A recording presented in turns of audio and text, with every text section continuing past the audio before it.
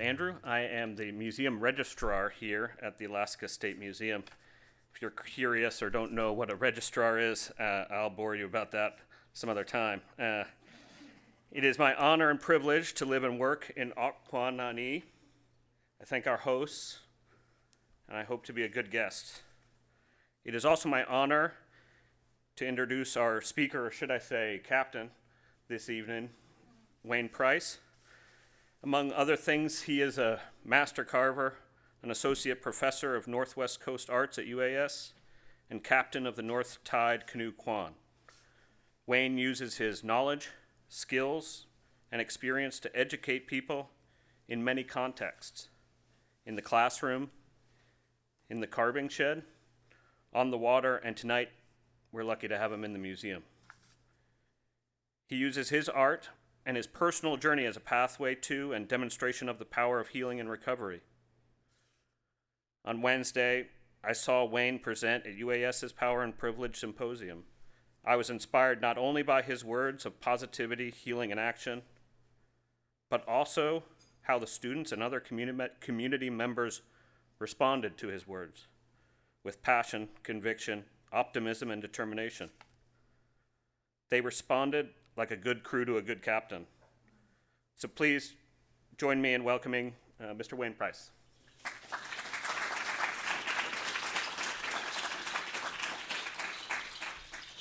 Good evening.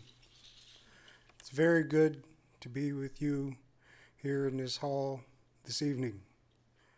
And my Indian name is Ayanki. My mother's clan comes from the village of Cake in the Shark House, Ushkitan. And my dad is from the Frog House up in Klukwan, the Ganas KD. And I live in Haines, and I bring 48 years being an artist, doing Northwest Coast Native art, and have accomplished 38 totem poles and 11 dugouts canoes in my time since I've been up and down Southeast. I wanted to, thank you. I wanted to start our evening, we're gonna have fun. We're gonna have a lot of fun. I love talking about dugouts, but I wanted to introduce two little clips of video that I have that kind of explain what I'm all about. And the first one we're going to watch is from the Royal Caribbean Cruise Line, and it's actually an ad, but it's pretty educational for kind of what I'm involved with. And the second one is a short little clip, YouTube footage of the first journey of the Jibba dugout from Haines to Juneau 4 years ago. That it was 100 miles that we traveled, and this is a little bit about its very first journey. The dugout that's in here with us is Jibba dugout, and it's been on about 600 miles, nautical miles on the water now, and its journey is still going on. We're still involved doing a lot of journeys, and I have 28 members in my dugout canoe team, North Tide Canoe Kwan. It's a healthy lifestyle team, and we're not backed or supported, or we're kind of rogue. We figure out how are we going to get from A to B, and that away we go. And it works pretty good that way, and it creates a lot of adventure.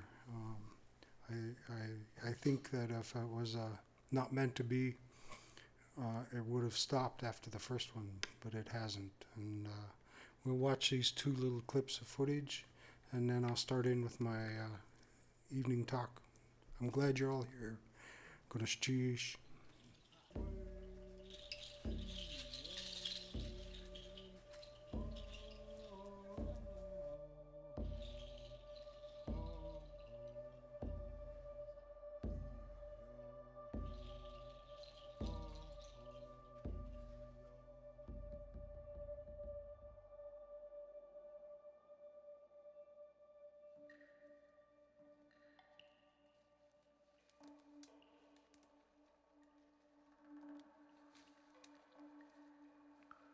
connection that we have with the cedar trees just cannot be measured.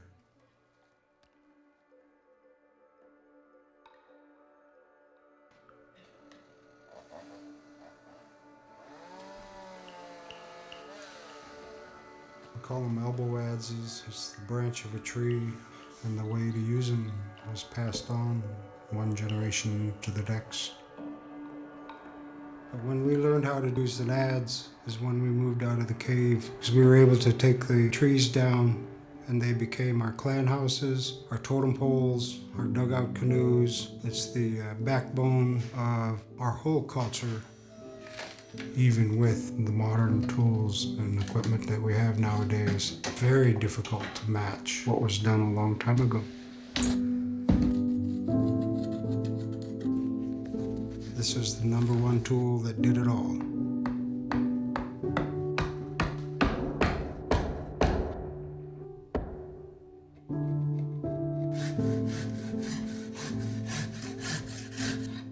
Well, I was 12 years old and I saw my dad carving, and I knew that's what I wanted to do.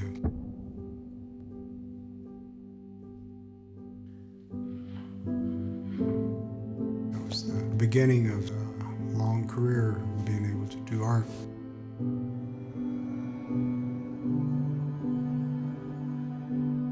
Because carvers are different size, different weight, different height, then you make an adze that's made for you. Everybody's will be a little bit different, just like branches in the forest are all different. So are humans, and so are our tools. My world's pretty chaotic until I met my wife. Not necessarily going into the direction I feel that her and I are going today. It wouldn't happen without her. She's the anchor of my life. I am an artist, I think, and I've always spent my days being a wood carver. Now it's evolved into something a lot bigger.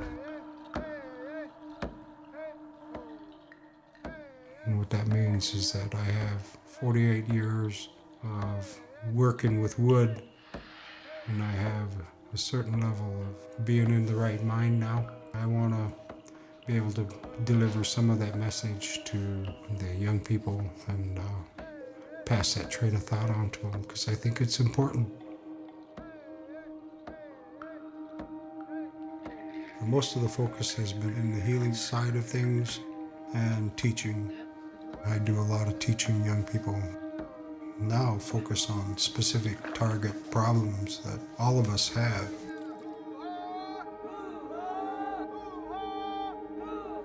And maybe bring awareness and change of thought in somebody's life down the road. I live in 10,000 years of Tlingit history that is part of my life every day. Our culture is important enough not to lose.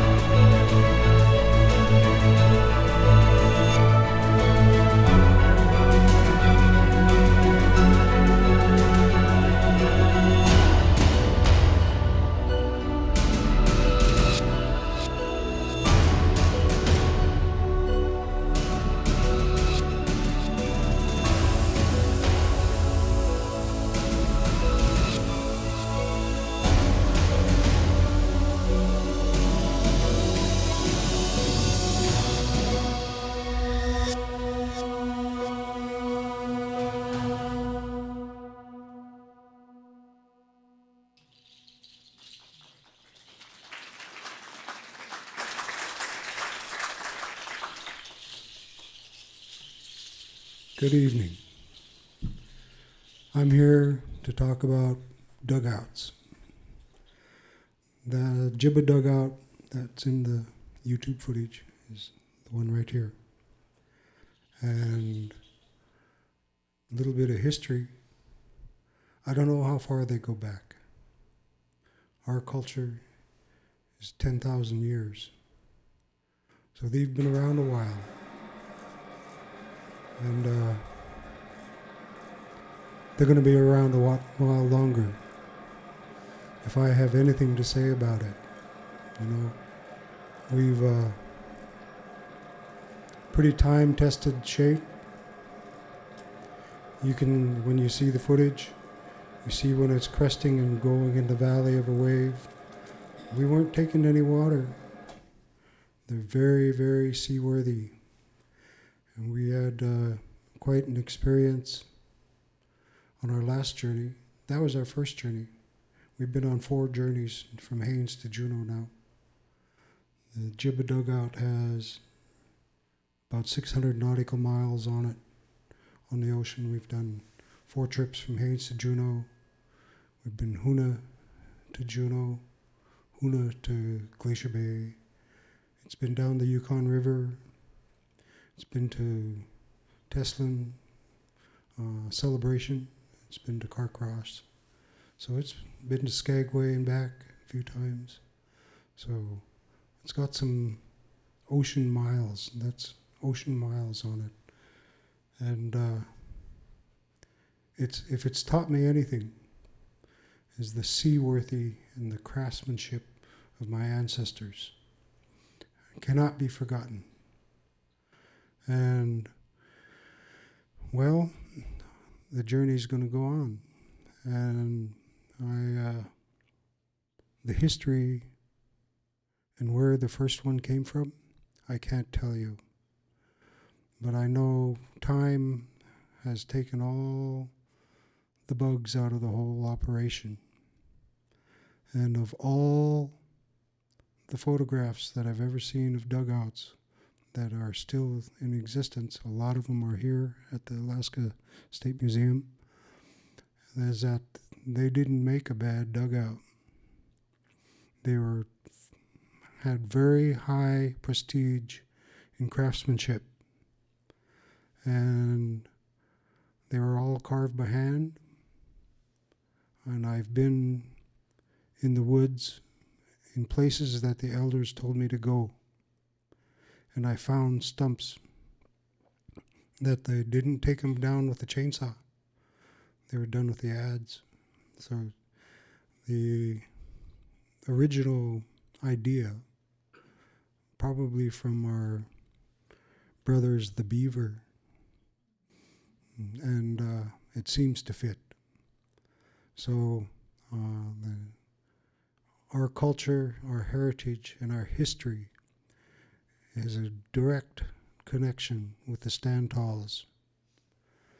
Our connection with the trees still goes on. And we can't take them all down. We have to leave some for our grandchildren's grandchildren so they have a chance to make a dugout, so that this culture, side of our culture, continues. And I've been involved in 11 dugouts, and I have to say, I didn't really have a mentor. I did a lot of work with Steve Brown, and he taught a model dugout class like the models we have here. And that was the original bite. I got the hook then, and then went out, and you saw the 18-foot dugout that was in the YouTube footage. That was the very first dugout that I ever made, back when I knew everything. In other words, it's probably lucky I made it. But the mentorship that I longed for, well, they were already gone. And I base my whole knowledge on dugouts and my ability to clean up my mistakes and I'm pretty sure I've seen all the mistakes someone can make on a dugout. And I don't claim to be a master boat builder. Some say so, but I won't.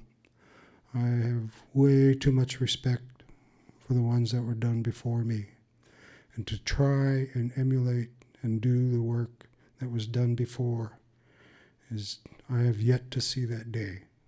And it won't slow me down. It is my continued quest to learn and teach the creation of the dugouts in Southeast Alaska. And it's an endangered art.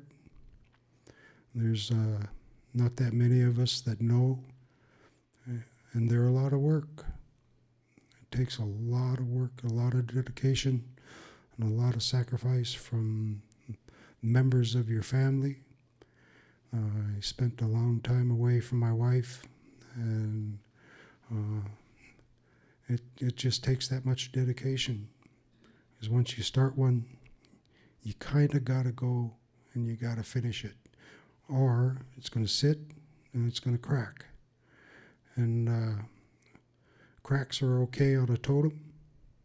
On a dugout, it's a little bit of a different story, you know. So, everything that I'm talking about tonight is by securing a log, dedicating the time, looking at the old models, looking at photographs, trying to put my mind in their mind, and being able to fix my mistakes. And I took 19 young people to an island on the Yukon River, and we brought a big red cedar tree to that island. It was the biggest tree in the whole Yukon. And in 10 weeks, we paddled a 30-foot dugout off that island. And we stayed on the island, we banded together, we worked together, and we created a dugout canoe and paddled it off that island in 10 weeks. It was an alcohol and drug-free environment. There was no cell phone, there's no computers, there's no iPad, there's none of that. And the only thing that we had in common with these 19 young people was that they were carvers. And they hadn't really even heard of a dugout. And the dugouts come from the coast. But the way this one rolled out is we did it on an island on the Yukon River. It was fantastic, fantastic adventure, and it is yet to be done again. I hope to do that, and there's a large learning curve that we did during that time, and none of us, there was people who were actually betting against us, saying that we weren't going to make it. And I told my crew, I said, if we pull together and pull this off, they will come to our camp. And the leaders of government of the Yukon came to the island to visit and see what we were up to, and they wept because they were so happy to see the work we were doing. And there's a wonderful DVD about the whole adventure we did, and it's worth getting. There's also a book about it too. So, and that's kind of set the pace for how I'm here tonight. And it's been a heck of a ride. There is a medicine that happens when you have a dugout on the water and you're paddling, and your paddle is how you're going to get there.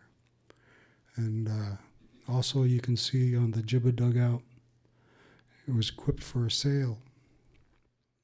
And it is my theory that we were sailors before the sailing ships came. And simple sprit sail, but I believe the original sails could have been made from woven cedar bark. And I've heard of others like the boards being put up.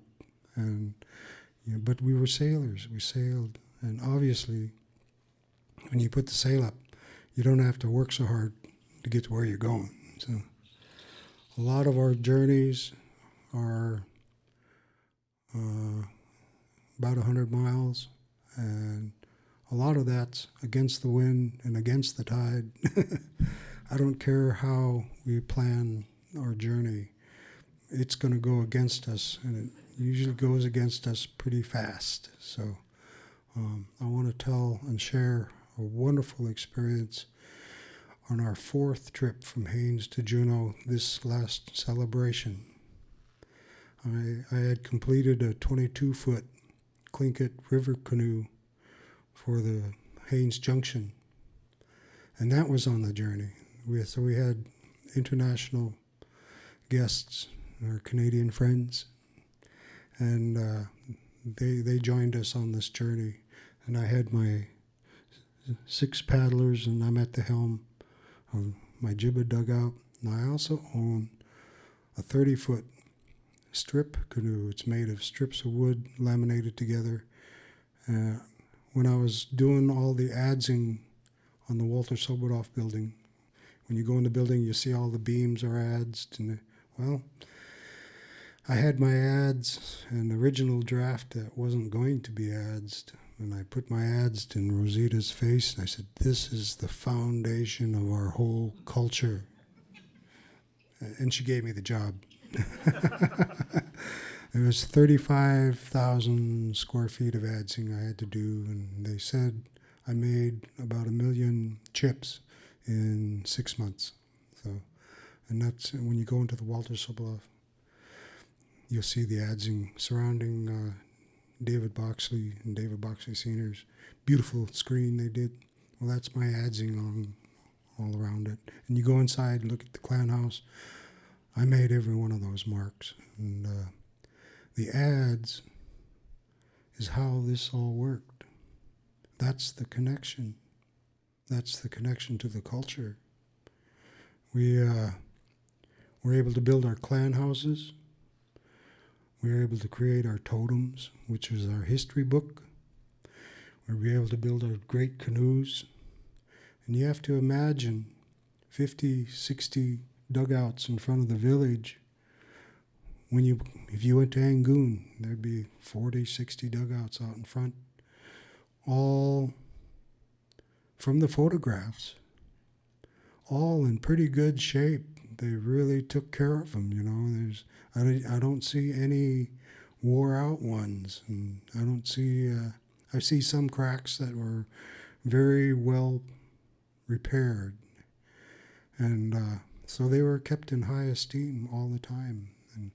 And how that was accomplished, I think, would involve passing that knowledge on to the nephews, and so all the repair work had to be done before you go to a potlatch.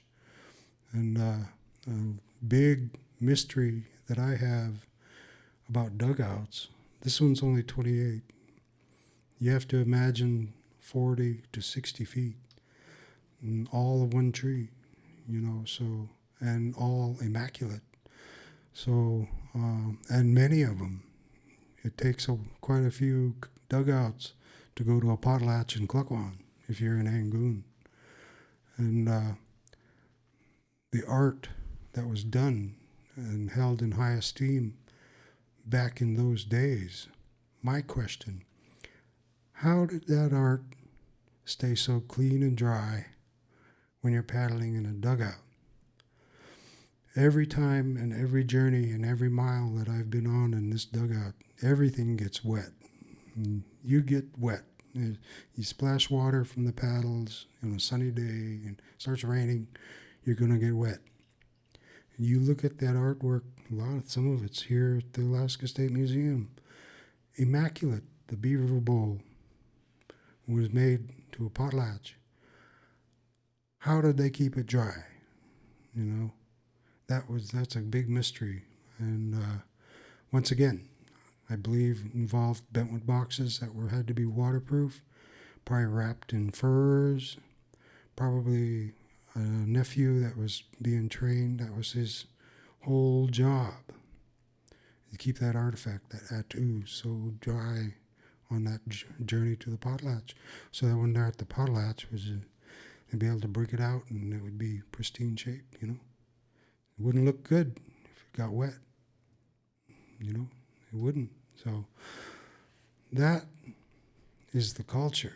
That was how things were governed and done, and respect. And so it's all connected with the Stantals, and it all goes back to the adze, the importance of the adze and the hook knife. And it is my belief also that we had metallurgy way before contact. We didn't have a lot of it, but we had it. If you look at the Tlingit daggers, they got some here? Yep, they have some here. They were made out of meteorite. Okay, big rock. Falls out of the sky. Boom, hits the earth. Tlingit wandered around. Said, this looks pretty cool. Drags it back to the village. To take that meteorite and go into the quality of metallurgy for the daggers. Okay? How'd they do that?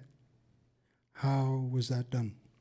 I have some theories, and hopefully in my work as associate professor at the UAS, I'll be able to go into some of that, you know. So the more and more and more that we go back into the greatness of the culture, the Pacific Northwest Coast, the more and more questions I have.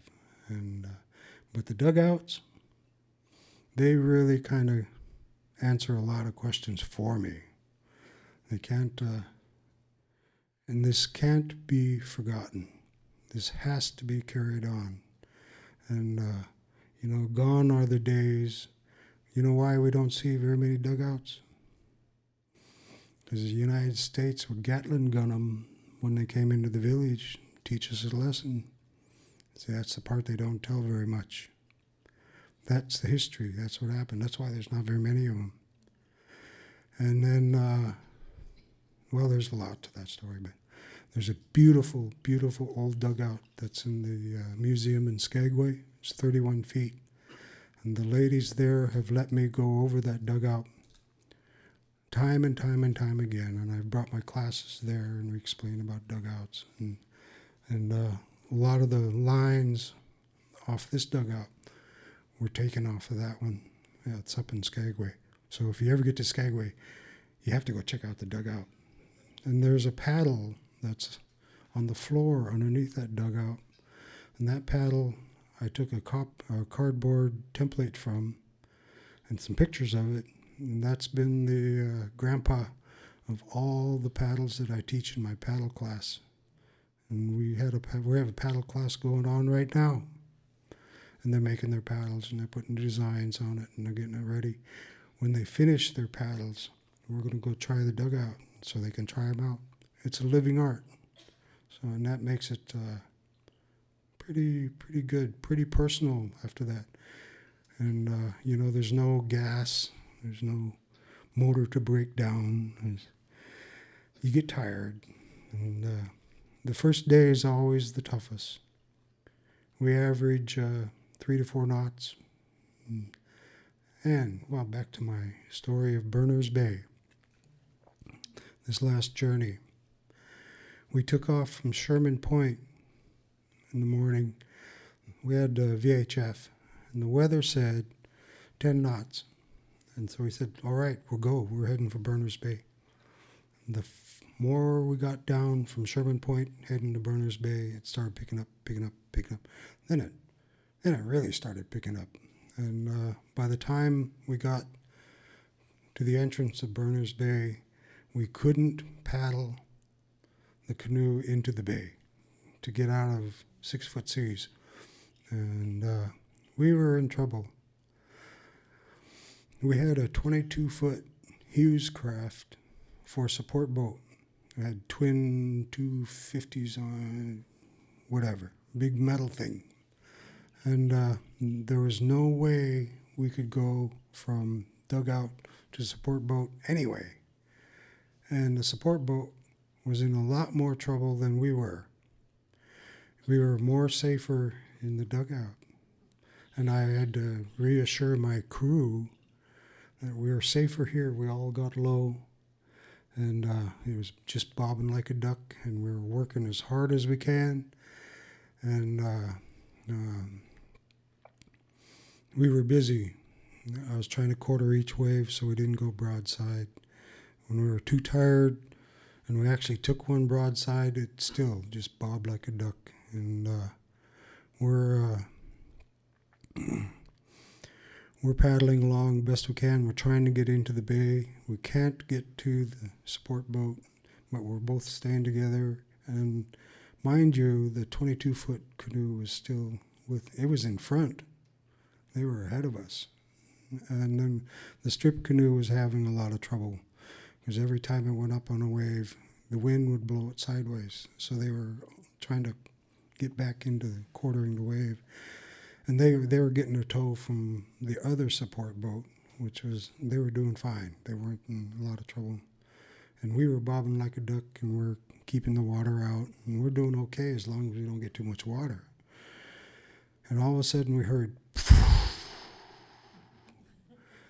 and 10 feet from the side of my Jibba dugout, there's a whale, a big whale. And we looked under the boat, and its fin is right down there. And it's a big humpback whale.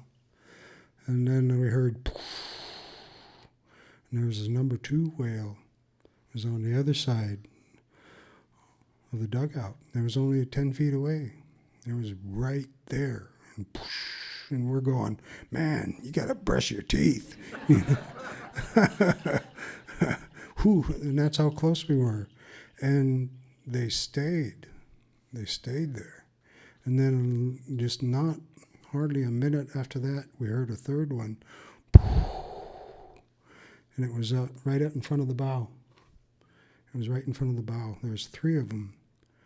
And they stayed with us for over a half hour. We were trying to get into Berners Bay. And it's white caps. And my crew is seasick. There's some hypothermic situations going on. I mean, we were in it. And then I'm going, whales too? Wow. As captain, I'm trying to take care of my crew. And I honest to God think they were calming the water. They were there to help us. And we were so busy paddling and pushing and trying to stay. Nobody got a picture. Nothing. No, there's a lot of, when the weather's good, we got a lot of pictures. We didn't get no pictures of that time. And short story, we did make it into the bay, and we did get a line to our support vessel, towed us in, and we went into Echo Cove, and we were able to warm up, build a fire, dry out, and everything was fine. I'm thinking, well, these guys will never, that's going to be it. But Yukon tough. They've all pledged to journey with me again, so it's not over. And it was of great relief to Captain that everyone was okay, and the end of the story is really good. In fact, we took off the next morning from Echo Cove. We got out in front, and we were able to sail. So we took the little Haines Junction dugout, and we put the strip canoe on one side, and I put my Jibba dugout on the other side. We made like a big raft, and it's all just people. We were just holding the boat. And then we put both sails up, and then all 3 of us just were able to sail for 24 miles to Auk Bay. And we landed in Auk Bay, the land of the Occoquan, with the Occoquan people there to greet us coming in, and it was just super fantastic. So, and they've all pledged to go again. So we're actually planning another journey for the celebration that's going to be in Carcross this year. And they're a lot different from the one that's here. But we're going to journey from Haines Junction to Carcross, just like the old days. So You got the inside scoop just tonight. You guys just got the information. So I just spilled the beans. But yeah, we're gonna try. That's the adventures that we try to do today. And over our shoulders, we see the ancestors. I feel the ancestors. When we camp at Sherman Point, which is the only little bit of a beach in Lynn Canal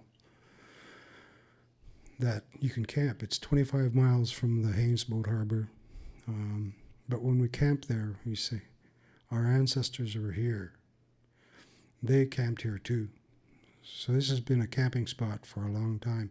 And I can feel it. I can tell this is it. And there's nowhere else to go. So that makes it pretty cool and real special. And we've hit a few other spots that it just feels like they were here before. And it's great stuff. And like I said, I made 11 dugouts. And they look pretty thirsty in the museum. Of the 11 dugouts that I've made, 6 of them are still on the water. And it used to be 7. But the little dugout that's in the footage, that was its last journey. That was a little 18-footer I made, and back when I knew everything.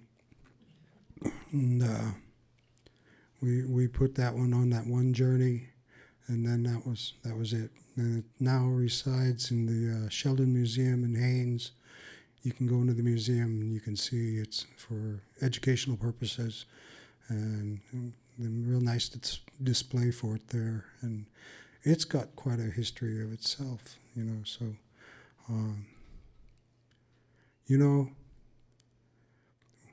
we can't let this go into history. We have to keep this alive, and that's why I chose to be a professor at UAS, so that I can pass this on. What I know, I'm not going to say I'm right, wrong, indifferent. I know how to make a dugout go in the water, and it's going to be pretty safe. And so I'll take that as knowledge. But I'm still going to learn. I wanted to show some of the models and what I know about the models. Let me grab one.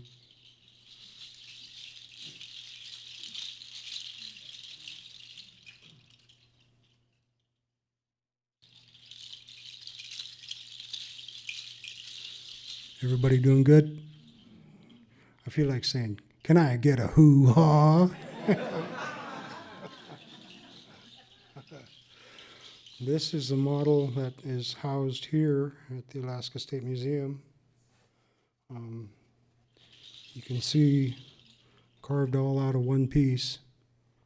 It's got some pretty good paint on it.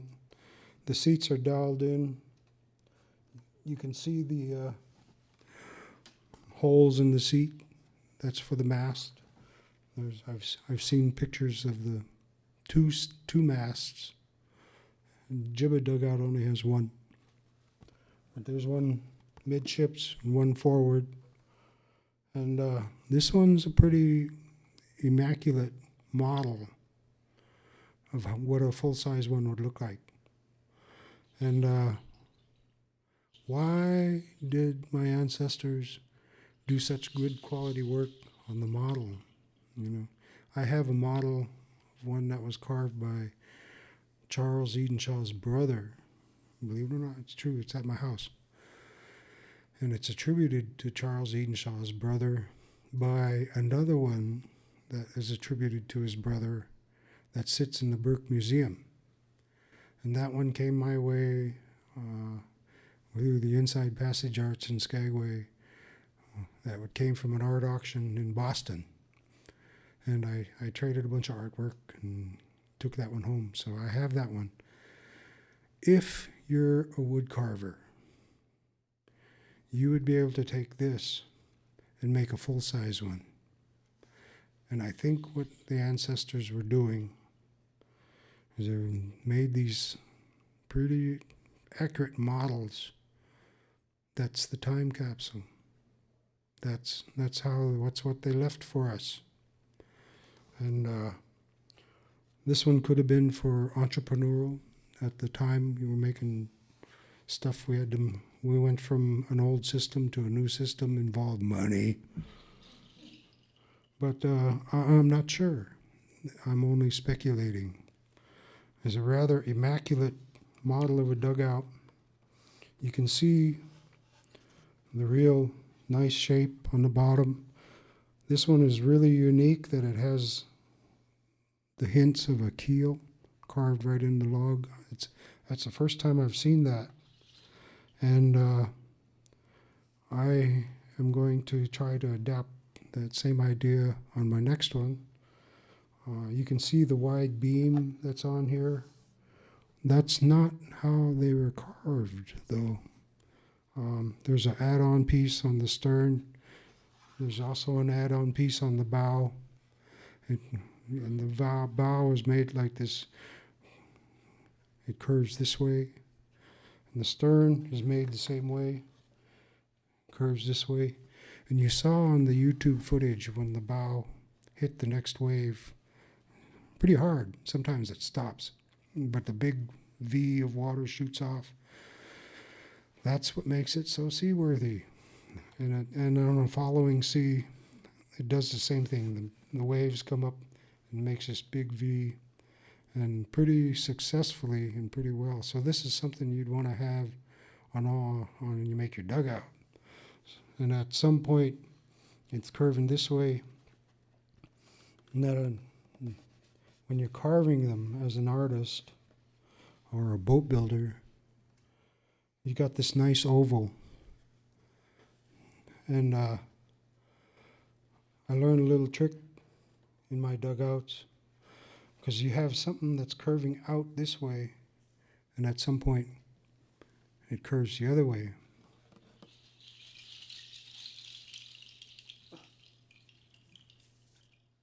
I want to grab a straight edge, and I want to show you. And this information has to be kept so future boat builders know what's going on, or else I wouldn't share this. Because you have to be around boats to learn this. But at some point on the dugout, there's a straight edge. And if you do your dugout right, that straight edge is right along here, along the bow. And then at that point,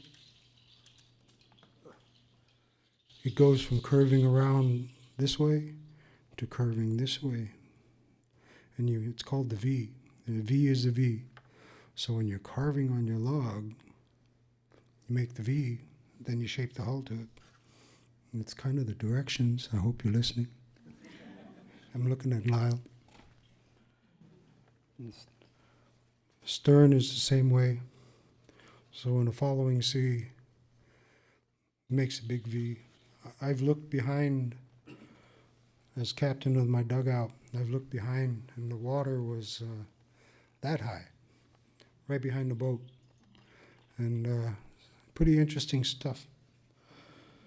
So I have another theory. How did the ancestors get this shape? And it's only a theory. It's only mine. This is what I think. But we had our friends, the humpback whales, all three of them, right by us. If you watch them when they're rolling, you look at their dorsal fin, I'll bet you it looks a lot like this.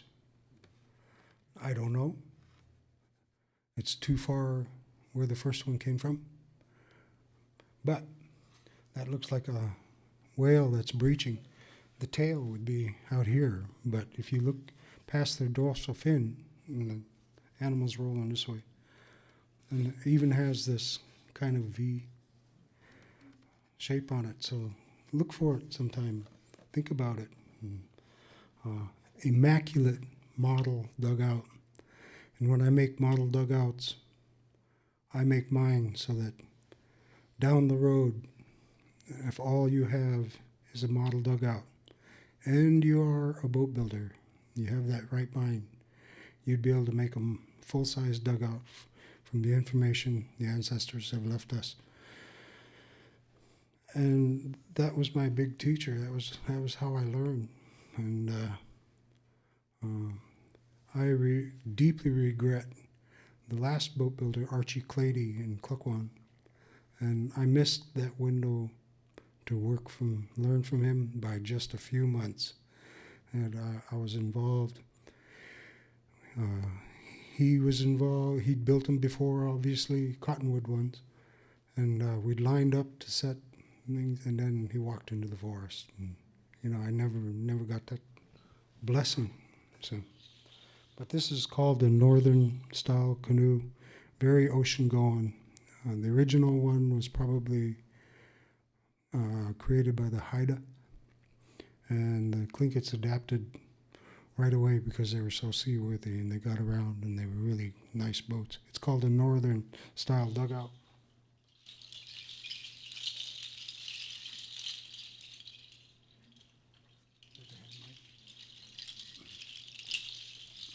So I want to explain another style canoe, and I'm going to use a hand mic.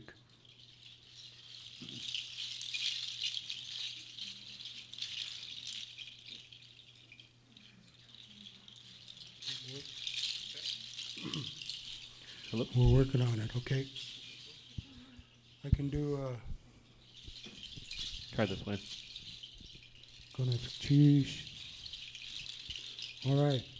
Obviously, we have another style here. I don't want to touch it. It's just so precious to me. And you can see a lot different shaped bow, a lot different shaped stern than the northern style over here. This is a Clinket head canoe.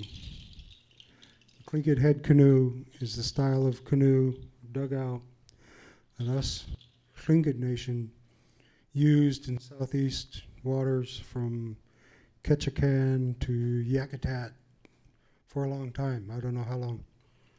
It's just a great example, Tlingit style head canoe. Once again, not only did the artist on this one, how old is this? We don't know? Yeah, it's very old.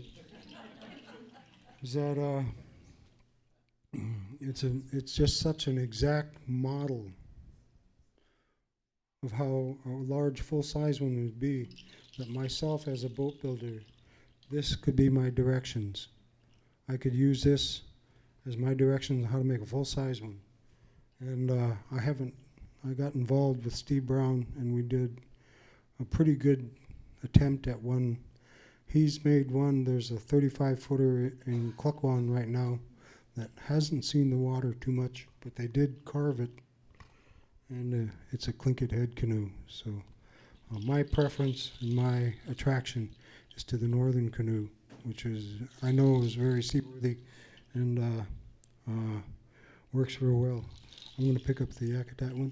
Okay, here you go.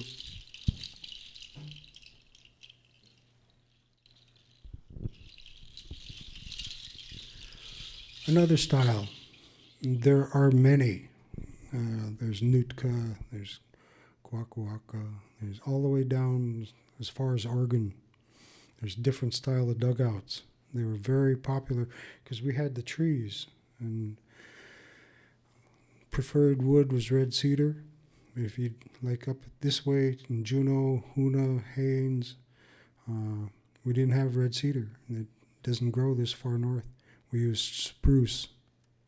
And I was involved in the village of Hoona, and we carved two 40-foot dugout canoes for their return to Glacier Bay with the dedication of their clan house. And they had to leave because the glacier pushed them out, and they lost the village, and then they turned it into a park, and they lost their rights to go back, and a whole bunch of stuff.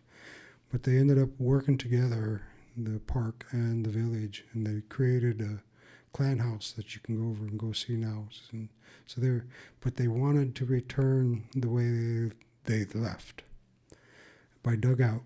And that's where I came in, and I was the fortunate experience 2 40-foot spruce dugouts in 9 months. And I had a volunteer crew of Zach James, James Hart, and my son Stephen Price. And we did it. And they volunteered. So I'm very proud of them. And we did that. So spruce makes a real nice dugout. Yakutat, up farther from here, this is a Yakutat style canoe. See the different bow? This is the bow here, stern here in the back. Now, I don't want to say for sure, but as far best to my knowledge, all there is of the Yakutat style dugout are models. I don't know of one that is full size that still exists. If there is, I want to hear about it and learn how they did it. And I have a lot of questions about the Yakutat style dugout. This one doesn't have it, but usually on the bottom, it's called a rocker. And it's the belly, and that's how it turns through the waves and stuff. And I've studied this style, and in my near future, I hope to try it again. You'll notice the bullet bow in the front. And what I was told is that the Yakutat style bullnose bow was used to push ice through the ice flows that were in Yakutat when they're going seal hunting. And I was also gathered that they weren't very big. Like 22 feet, 25 feet was a real big one. This one's 28 feet, so it gives you an idea. But they used that bullnose bow to push through the ice on going seal hunting. And I won't know until I actually make one, but I've somewhere in my head it's stuck that now there's big water in Yakutat, and they go surfing on them things. But I was told that this was the bow when you're hunting. When you get out in the ocean and you're heading for Kodiak, which I've heard stories they did, they made it to Kodiak. No. They turned around. So when you get into rough water, this became the bow. Now, I don't know until I get to try it, till I build one and actually try it. So every time, the more I get involved with dugouts, it creates more questions. So, but that's one of them, is that I'd have to build one. Lyle and I'll go out there and we're going to try it. And you'll see how it does on them rollers and give it all we got.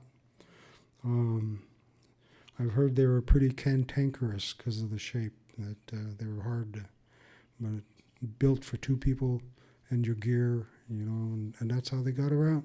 That was hunting. And their stories go from Yakutat to Dry Bay to Hoona and back, and that's all outside waters. So I got a lot of deep respect, and I have a lot more to learn.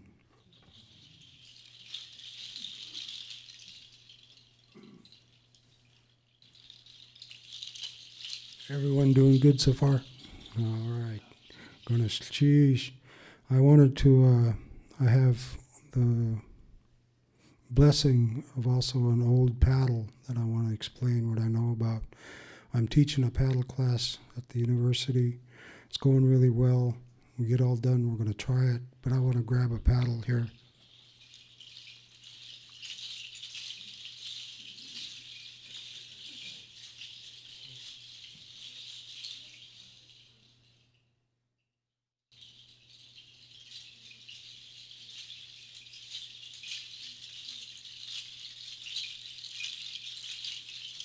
I like my deer hooves too. Immaculate paddle. From what, just holding it, I don't know how much use it saw. May have been made for resale. I'm not sure. It's in pretty pristine shape. Has some scoring, but that might be just time. It's probably made out of yellow cedar. And you can see the Northwest Coast painting designs on it. That's quite common. All my paddles I have it. Very well done paint job. Is my theory. Kind of has a raven kind of feeling to it. Once again, if the artist don't tell you, it's pretty hard to tell sometimes. Sometimes you just say, I don't know. It's painted on both sides. And it's very, very light. And if I held it up, and I'll hold it up sideways, not very thick. You can see it's got a 1/4 inch for a big part of the blade. This is a Tlingit style paddle, and there's some different theories of why it was pointed. I've heard it was the first weapon when they go up the beach. I kind of don't believe that. I think if I don't win, I want to be able to get back out of town. That's kind of my theory on that. But Tlingit style were the ones that had the V up here in the handle. Artists took absolutely every bit of wood that wasn't doing a paddle. If it takes any more off, it's actually going to weaken what it was designed to do, which is the motor for your dugout. And the immaculate hand, this is not attached. This is all one piece. So it's pretty important to keep that in mind. They're all carved out of one. The spruce, yellow cedar make real good paddle. A lot of times you see the red cedar paddles. It's not traditional in any way. The red cedar paddles were made for resale. If you use the red cedar paddle, you're going to break. It's going to break. Red cedar makes a good dugout. It doesn't make a good paddle. Yellow cedar makes a good paddle, or spruce. And that's what I emphasize in all my classes. So, immaculate shape. Haida, Tsimshian, all the way down the coast. They had their own, what made it theirs. And the paint job on the front is what the owner painted, or if it was a gift to ours. This is like your coat of arms. When we hoo-ha into town, and we do, there's a lot of hoo-ha on a dugout. And we have what we call a paddle salute. Everybody holds their paddle up so you can see where you're from. You see where you're from. And some of the formalities of coming into a village. Now, back in the day, you can't just go paddling into the village. There's a little bit of protocol involved.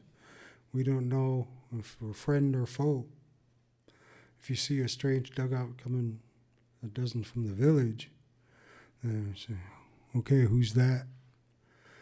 But you announce your arrival, and you're usually welcomed to come to the beach, and they still have that welcoming ceremony now.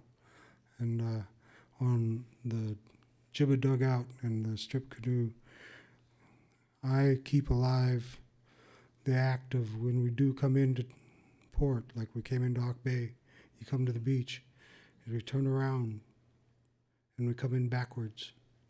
We show our backs that we come in peace.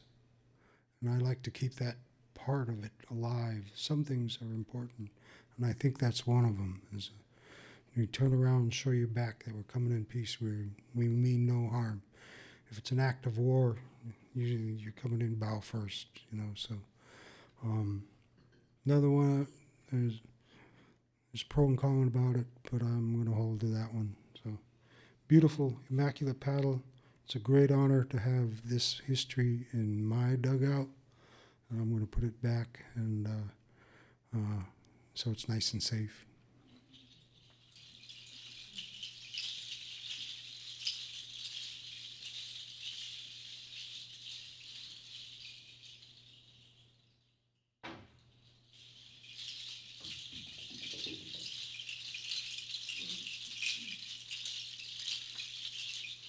Now there's a few things to point out about the Jibba dugout. When I first started carving it, it was a vision that I had in a sweat lodge that I had to make a healing dugout and I had to make a healing totem. And I asked the creator, I said, well, I made a lot of dugouts. I made a lot of totems. How do you make a healing one? And the creator told me that as I'm carving a healing dugout, every chip that comes off there represents a life we've lost to alcohol and drugs in indigenous country. And of all the chips that come off this dugout, and there are lots, that there won't be enough chips. And I've done 4 healing dugouts now. And I've done 4 healing totems. And every time I do one, it seems to be so, that there's just not enough. If you come into the UAS campus, you're very welcome to come to the Egan Library. And under there is a totem, a 22-foot totem. It's actually on the front page of the CCW this week. But it's a 22-foot healing totem to address the issues of domestic violence and sexual assault of women and children in the state of Alaska. We're the highest in the country right now. Alaska's higher than all the other states. And I want to do with my artwork what I can do about a serious situation. And you're welcome to come see this totem. If I'm there, I'd be happy to explain it all to you. The dugout's also going to be by the totem, and it's a healing dugout. And you saw in the footage we were burning the chips, and that's what we did. When I did my canoe camp on the Yukon River, and I had 19 young people, and when we first started, they were all at risk, all of them. But we all agreed to do this, and we banded together, and we did do this, is that when they burned those chips, and they fasted, and they did not sleep, and it took them 2 days and 2 nights to burn all the chips from the dugout. And that was only 2 feet longer than this one. And they still have that dugout. It's at the Quillandun Cultural Center right now. And you can go in and see it. And they're still doing journeys. And we did that in 2009. It's made 2 journeys from Whitehorse to Dawson. It's 550 miles on the Yukon River. And they've done it twice now. So they're still using theirs. And the Haines Junction that just got their dugout 2 years ago are racking up the miles and doing the journeys with their dugout, and it's only 22 feet long. Last I heard, they got a moose. They went hunting for a moose, and they got a moose with a dugout. How cool is that? You know, this is okay stuff, and I cannot be the only one that goes out there and has this much fun with our culture and our history. And of all the healing projects that I've been involved with, I have never seen how much and how many people are touched by being involved with the dugout, either by creating it or it's time doing a journey on the water. And when we did our first journey in the Jibba dugout from Haines to Juneau, we all had a big circle and we had a big prayer, and we said, "Oh, Creator watches over us, keeps us safe. Please don't let us meet a cruise ship at Battery Point." So we took off, and you heard us hoo-haw that was leaving the Haines Boat Harbor. We turned around, Battery Point. Creator didn't hear a word we said. Here comes this big cruise ship, full bore. Lynn Canal's bottleneck. That's the one place that's very narrow in Lynn Canal. And I had a mother with a 3-year-old son. First trip. We didn't have no training. We didn't have no practice because we just got the boat done. And the wake was that high off the bow of the boat.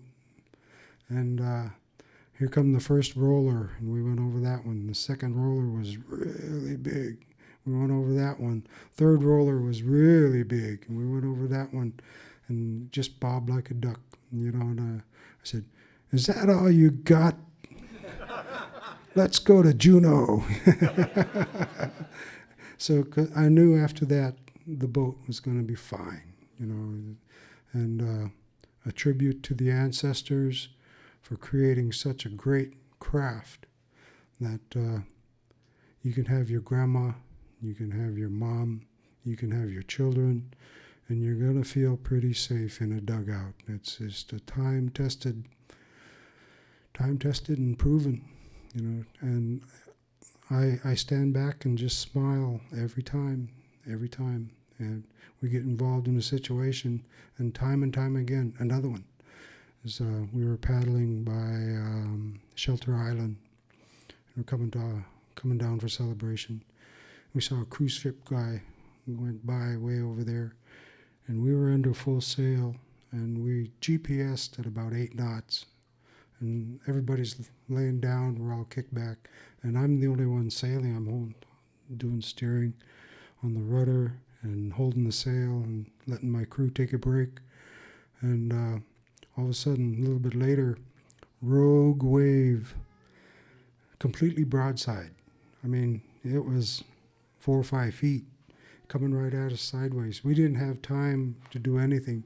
All I had the time was say, rogue wave. And Jibba just went up, went down, didn't even blink an eye. And we didn't even have to do anything on the sail, you know, and I said, you know, what a ship. So the tales of the dugouts are still being told, and I don't know, I think I'm doing pretty good. Okay, I think I can open it up to some questions and answers. They asked you go to the mic and offer your question, and I'll try to answer it best I can. And I'm just grateful to be here. I'm grateful to talk about dugouts. I could keep going. I invite you all to come out to the campus, see the dugout. If you see it on the water, come down, say hello. There's a pretty good chance you get a ride. And we're here for the winter, and we got a lot of plans involving a dugout, and it's pretty cool. It's a lot of fun. So, gonna cheese.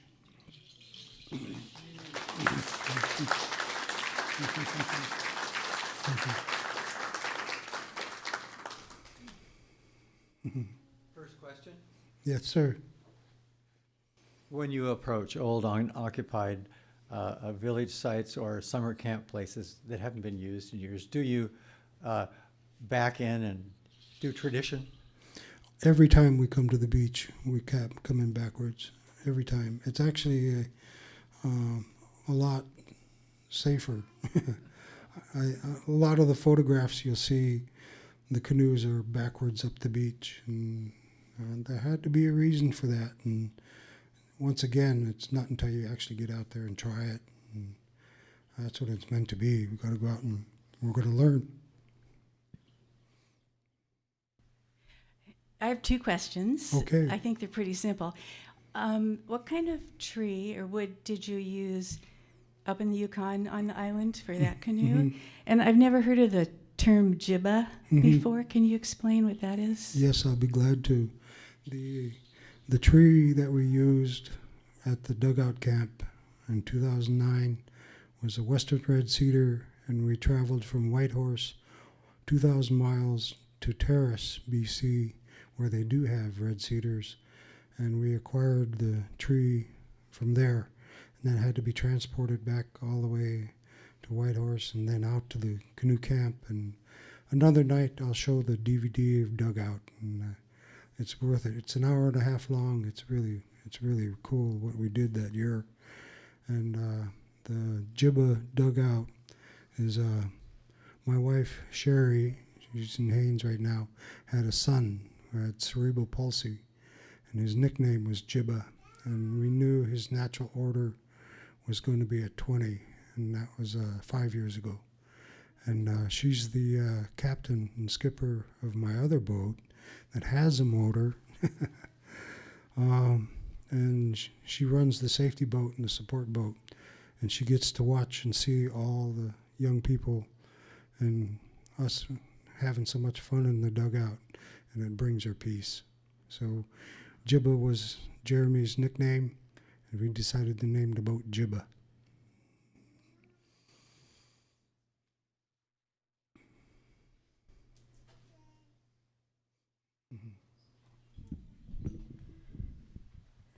I have two questions. Thank or you. Two comments. I know in the Puget Sound area, there's pretty active village activities for long distance journeys and long distance contests with the native canoes. And it sounds like you're trending towards more Yes. the type of canoe journeys. Do you see a lot of active interest by young people in pursuing some of those challenges? Yes, I do. I think I don't want to sound like a broken record. I try to keep it interesting all the time. But once again, you know, we have to keep this alive. And having a chance and an opportunity to pass on what I know about a dugout is paramount importance while I'm still on my Earth time. But there's a lot of interest generated now and momentum, and I'm not the only builder now. There's others. There's a 28-foot dugout that was created in Sitka, and there were 6 pretty good carvers on that one, and they, along with Steve Brown. And so, you know, there's bits of this and this and this. I always want to have it happen right now, you know, but it takes time, and there's a lot of momentum being gained, and there's talk of a boat shop, dugout boat shop being built at the UAS campus. So it can be involved, creation of a dugout with higher education. So, and they're listening, and that's a lot of the reason that I took the position of associate professor at UAS, so that they said I have a chance to do monument size artwork with a crew like I did in the Yukon. So, yes. And then my other question, you talked a little bit about the care for the canoes, and I was wondering if there was any waterproofing treatment, maybe spruce sap or anything like that they treated the canoes with. Yes, there is. And when you look at the dugout, you're going to notice the fiberglass, and inside and out.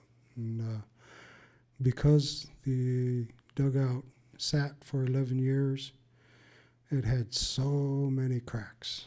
And the reason it sat for so long, because I was looking for backing and support, and I was told no a lot. And it was really difficult to go ahead out of my own pocket to complete it. And it was a Chilkoot Tribal Youth grant that we got in Haines, that the kids were able to come to my house, and we said, we're going to go to Juneau to celebration with this. And we had a year to get ready. And we made it by, the paint was still wet when we put it in the water, you know. And that's why we didn't get to practice or anything, you know, and that's the way it turned out. But this should be supported, and more of these should be made. And I'll be happy to watch an apprentice, so I can watch them create their own dugout in the near future.